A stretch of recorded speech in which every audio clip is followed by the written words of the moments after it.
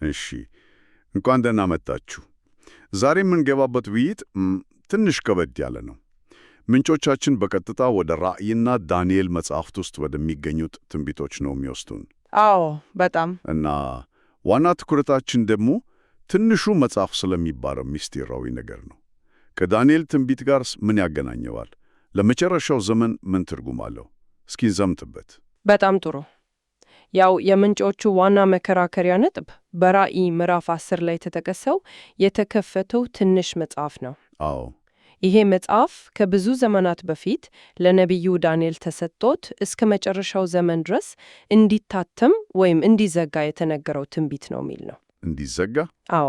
ስለዚህ አሁን መክፈቱ በራሱ አንድ ትልቅ ነገር እየነገረን ነው። የትንቢቱ ፍጻሜ ዘመን ላይ ደርሰናል እያለን ነው። እሺ፣ እዚህ ላይ አንድ ጥያቄ ላንሳ። የዳንኤል ትንቢት የታተመ ወይም የተዘጋ ነበር ከተባለ ለዘመናት እኮ ሰዎች ሲተረጉሙት ኖረዋል አይደል? ልክ ነህ። ታዲያ አሁን መክፈቱ ሲባል ከዚህ በፊት የነበሩ ትርጉሞች በሙሉ ስህተት ነበሩ ማለት ነው? በጣም ጥሩ ጥያቄ።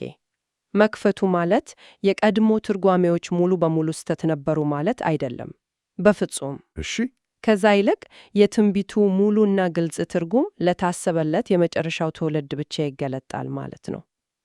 ለዳንኤል የተነገረው ይህ ቃል እስከ መጨረሻው ዘመን ድረስ የታተመ ይሆናል ነበር። አሃ፣ ማለት ምስጢሩ የሚፈታው ለሚመለከታቸው ሰዎች ብቻ ነው። በትክክል። ለዳንኤልና ለብዙ ትውልዶች እንቆቅልሽ የነበረው ነገር አሁን በግልጽ መታየት ጀምረዋል የሚል ሐሳብ ነው። የትንቢቱን ሙሉ ምስል የሚያገኙት የፍጻሜው ሰዎች ናቸው። ገባኝ።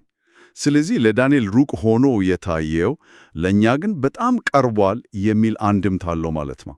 ልክ እንደዛው ምንጮቹ እንደሚጠቁሙት ይህ ትንሽ መጽሐፍ በተለይ ስለ መጨረሻው የ7 ዓመት ጊዜ ያው በዳንኤል ትንቢት የመጨረሻው 1 ሳምንት ተብሎ ስለሚታወቀው አዎ፣ ስለሱ ዝርዝር መረጃዎችን ይዟል። ምንጮቹ የራሳቸውን የጊዜ ስሌት ሲያስቀምጡ ዳንኤል ትንቢቱን ከተቀበለ በኋላ 69 ሳምንት 483 ዓመታት አዎ፣ እስከ ክርስቶስ መምጣት ድረስ አለፉ። ከዚያም ወደ 2000 ዓመት የሚጠጋ የቤተ ክርስቲያን ዘመን ተከተለ ይላሉ። ረጅም ጊዜ ነው በጣም። አሁን ደግሞ እንደ ምንጮቹ ትንታኔ የሰው ልጅ ታሪክ ወደ መጨረሻው ምዕራፍ እየተቃረበ ነው ብለው ይሞክታሉ። እንዲያው የመጨረሻው ሳምንት በቅርብ ጊዜ ሊጀምር እንደሚችሉ ይጠቁማሉ ይላሉ። እና እዚህ ላይ ደግሞ ነገሩ የበልጥ እንትን ይሆናል። ይህ መጽሐፉን መብላት የሚለው ነገር ሁሌም የሚገርመኝ ነው። ዮሐንስ መጽሐፉን እንዲበለው ታዘዘ። አዎ፣ በጣም ምሳሌያዊ ነው።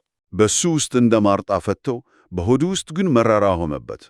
ይህንን ምንጭ እንዴት ነው ይተነት ነው? ይሄ በጣም ጥልቅ ትርጉም አለው። ጣፋጭነቱ የእግዚአብሔርን እውነት ቃሉንና ዕቅዱን የመረዳት ደስታና ድንቅነት ያሳያል። ያ አሃ የምንለው አይነት ስሜት እኮ ነው። መለኮታዊ ምስጢር ሲገለጥ የሚሰማው ደስታ። በትክክል።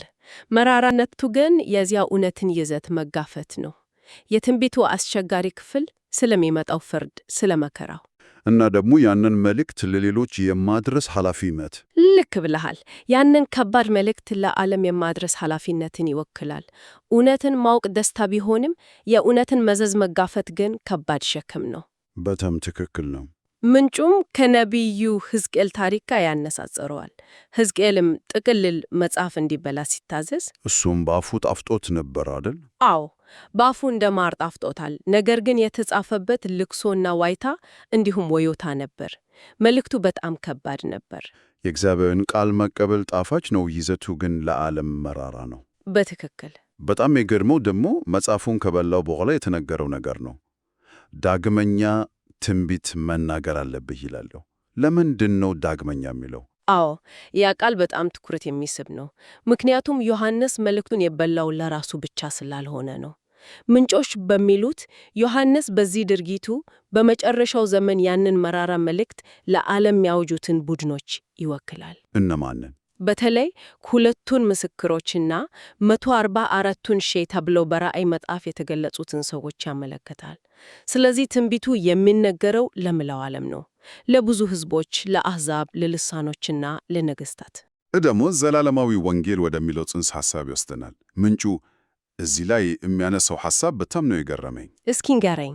ዘላለማዊ ወንጌል ያለ እንደ ዘመኑ ትኩረቱ ይለያያል። ይላል። እንዴት ነው ይሄ? በእርግጥ እና ይሄ በምንጮቹ ትንታኔ ውስጥ በጣም ቁልፍ ነጥብ ነው።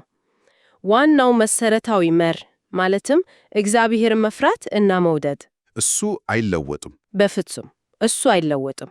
ግን ያንን መታዘዝ በተግባር የምንገልጽበት ቁልፍ ትዕዛዝ እንደ ዘመኑ ይለያያል። ዋናው ጥያቄ ሁሌም በዚህ ዘመን ለእግዚአብሔር መታዘዝ ምን ይመስላል የሚለው ይሆናል። በጣም አስደሳች ሐሳብ ነው።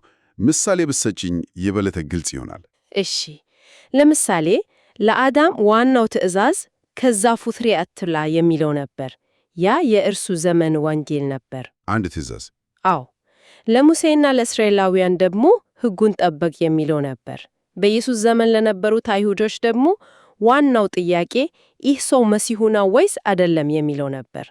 ስለዚህ ወንጌሉ በመሲሁ እመኑ የሚል ነበር። ስለዚህ በእያንዳንዱ ዘመን የሰው ልጅ ታማኝነቱ የሚለካበት የተለየ መለኪያ አለ ማለት ነው። ልክ እንደዛ ነው። እናም ምንጮቹን የሚሉት በመጨረሻው ዘመን በአውሬው ዘመን የዘላለማዊ ወንጌል ትዕዛዝ የማስጠንቀቂያ መልእክት ይሆናል።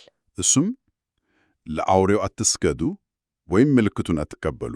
በትክክል። በዚያን ጊዜ ዋነኛው መንፈሳዊ ፈተና ይሄ ይሆናል። ሰይጣን ባቢሎን በተባለው ዓለማዊ ሥርዓት ሰዎችን ለአውሬው እንዲሰግዱ ሲያስገድድ የወንጌሉ ዋና መልእክት ይህንን መቃወም ይሆናል። ታዲያ ይህንን ከባድ መልእክት ይዞ ዳግመኛ ትንቢት መናገር የሚለው ነገር ወደ ራእይ ምዕራፍ 10 ይወስደናል።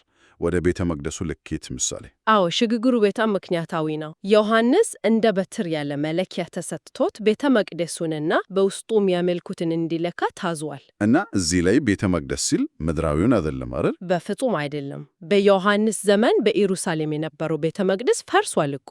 ስለዚህ ይሄ የሚያመለክተው የምዕመናንን አካል ማለትም ቤተ ክርስቲያንን እንደሆነ ምንጮቹ ያስረዳሉ። መለካት የሚለው እሱ መለካት ዘንብ ብሎ መጠን መለካት ሳይሆን መለየትን፣ ማተምን እና ጥበቃ ማድረግን ያመለክታል። እውነተኛና ልባቸውን ሰጥቶ የሚያመልኩትን ለይቶ በመለኮታዊ ጥበቃ ስር ማድረግ ነው። ነገር ግን የውጩን አደባባይ እንዲተው ታዟል። ለምን እሱ ሳይለካ ይቀራል? ይሄ በጣም ከባድ ምስል ነው እና ምንጮቹ ትንታኔ ዋና ነጥብ ይሄ ነው። የውጩ አደባባይ በስም ብቻ ክርስቲያን የሆኑትን በልማድ ቤተ ክርስቲያን የሚያላለሱትን ወይም በነቢዩ ኢሳይያስ አገላለጽ አደባባዩን ብቻ የሚረግጡትን ይወክላሉ ይላሉ። በውጫዊ ስርዓት የሚሳተፉ ግን ልባቸው ያልተለወጡ ሰዎች ያመለክታል ተብሎ ይተረጎማል። እና እነርሱ ለአሕዛብ ለ42 ወራት እንዲረገጡ ይሰጣሉ ይላል።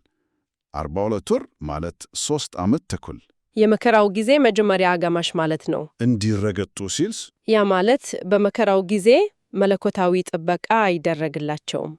ሕይወታቸውን ለማትረፍ ሲሉ ለአውሬው ይሰግዳሉ ተብሎ ይተረጎማል። በፈተና ጊዜ እውነተኛ ማንነታቸው ይገለጣል ማለት ነው።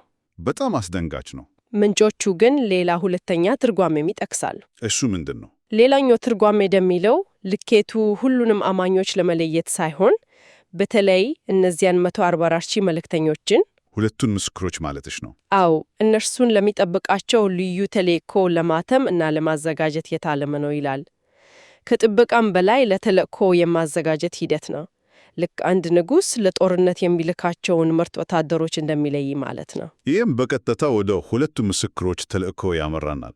እነዚህ ናቸው ያንን መራራ መልእክት በተግባር የሚያደርሱት ማለት ነው። በትክክል እነዚህ ምስክሮች ለ1260 ቀናት ያው 42 ወር ወይም 3 ዓመት ተኩል ነው ማቅ ለብሰው ትንቢት ይናገራሉ። ማቅ መልበሳቸው በራሱ የመልእክቱን ይዘት ይናገራል። ሐዘን ለንስሐ ጤር። አዎ፣ እና የሚመጣውን ፍርድ አሳሳቢነት ያመለክታል። ብዙ ጊዜ ከኤልያስ ጋር ይነጻጸራሉ። ለምንድን ነው? ያዘጋጀ ሁሉ እነዚህም ምስክሮች ለክርስቶስ ዳግም ምጽአት መንገድ ያዘጋጃሉ ተብሎ ስለሚታመን ነው። ዋና መልእክታቸውም ያው ዘላለማዊ ወንጌል ነው። አዎ፣ ለአውሬው አትስገዱ የሚለው ማስጠንቀቂያ። ስለዚህ በዚህ ትንታኔ መሰረት 144,000 እና ሁለቱ ምስክሮች አንድና አንድ ቡድን ናቸው ማለት ነው። አዎ፣ ምንጮቹ የሚያቀርቡት ሐሳብ ይሄንን ነው። 144,000 የሚለው ቁጥር ቃል በቃል ላይሆን ይችላል፣ ፍጹም ቁጥርን ሊያመለክት ይችላል። ሁለቱ ምስክሮች ደግሞ የዚህ ቡድን ተወካዮች ወይም ምሳሌያዊ መሪዎች ናቸው። ዮሐንስ የበላው የጣፋጭ መራራ መልእክት በእነርሱ አንደበት ለዓለም ይተላለፋል። እሺ፣ እስካሁን ያየነውን ጠቅለል ስናደርገው የታተመ ትንቢት ይከፈታል። ይህም ማለት ለአንድ ስፔሲፊክ ኔጌቲቭ ትውልድ ግልጽ እየሆነ መጣ ማለት ነው። አዎ። ከዛም ይህንን እውነት መቀበል ጣፋጭ ቢሆንም ይዘቱማ የማድረስ ኃላፊነቱ መራራ እንደሆነ አየን። በጣም መራራ። ይህንን መልእክት የሚያደርሱት ደግሞ በተለየ ሁኔታ ተለክተው ወይም ታትመው የተለዩ መልእክተኞች ናቸው። አዎ፣ ዋናው ጭብጥ መለየት ይመስለኛል። ቤተ መቅደሱን መለካት፣ በውስጠኛው ክፍልና በውጭ አደባባይ መካከል ያለውን ልዩነት መገንዘብ፣ በእውነተኛ አምልኮና በስርዓት ብቻ መመላለስ መካከል ያለውን ልዩነት መረዳት። ልክም ልሃል። ቁም ነገሩ በመጨረሻው ፈተና ጊዜ ማን እግዚአብሔርን ከልቡ እንደሚከተልና ማን በውጫዊ ገጽታ ብቻ እንደሚመስል መለየት ነው። በመጨረሻም ምንጮቹ አንድ በጣም አሳሳቢ ንጽጽር ያደርጋሉ።